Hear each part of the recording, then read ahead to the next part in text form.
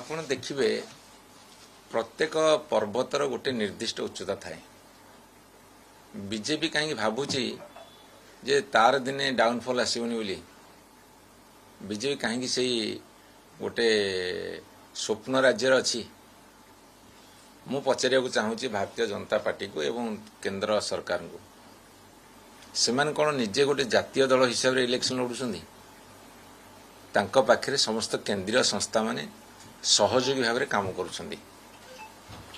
ଯେମିତି ବିଭିନ୍ନ ଜାଗାରେ ବିଭିନ୍ନ ଦଳ, ଜାତୀୟ ଦଳ, ଆଞ୍ଚଳିକ ଦଳମାନଙ୍କ ସାଥିରେ କିଛି କିଛି ଜାଗାରେ ଗଠବନ୍ଧନ କରନ୍ତି, ସେମିତି ଭାରତୀୟ ଜନତା ପାର୍ଟି ଯେତେ ସବୁ କେନ୍ଦ୍ରୀୟ ସଂସ୍ଥା ଅଛି, କେନ୍ଦ୍ରୀୟ ସଂସ୍ଥା କହିଲେ ଆପଣମାନେ ସମସ୍ତେ ଜାଣିଛନ୍ତି, ଇଲେକ୍ସନ କମିଶନ ହୁଅନ୍ତୁ, କେନ୍ଦ୍ରର ସବୁ ଏଜେନ୍ସି ମାନେ ହୁଅନ୍ତୁ, ସେମାନେ ସବୁ ତାଙ୍କ ସାଥିରେ ଆଲିଆନ୍ସ କରିଛନ୍ତି। ତେଣୁ ଗୋଟେ ଆଲାଇଡ୍ ପାର୍ଟିମାନେ ନିର୍ବାଚନ ଲଢ଼ୁଛନ୍ତି ଏବଂ କେନ୍ଦ୍ର ସରକାରଙ୍କ ପାଖରେ ଏସବୁ ସଂସ୍ଥାମାନେ ଅଛନ୍ତି।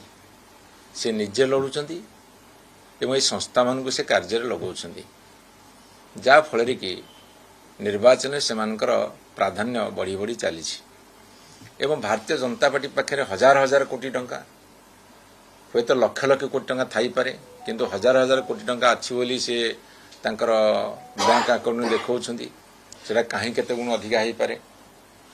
ତେଣୁ ଗୋଟେ ପଟେ ଅର୍ଥବଳର ପ୍ରାବଲ୍ୟ, କେନ୍ଦ୍ରୀୟ ସଂସ୍ଥାମାନଙ୍କର ଦୁରୁପଯୋଗ ଏବଂ ସେମାନଙ୍କର କ୍ଷମତା ପ୍ରତି ଯେଉଁ ଲୋଭ ଆଉ କ୍ଷମତା ଲିପ୍ସା ଏବଂ ଯେନେ ତେନେ ଉପାୟରେ ନିର୍ବାଚନ ଜିତିବାର ଯେଉଁ ଆକାଂକ୍ଷା, ଏସବୁକୁ ନେଇ ଲଢ଼େଇ କଲାବେଳେ ସେମାନେ ଜିତି ଯାଉଛନ୍ତି।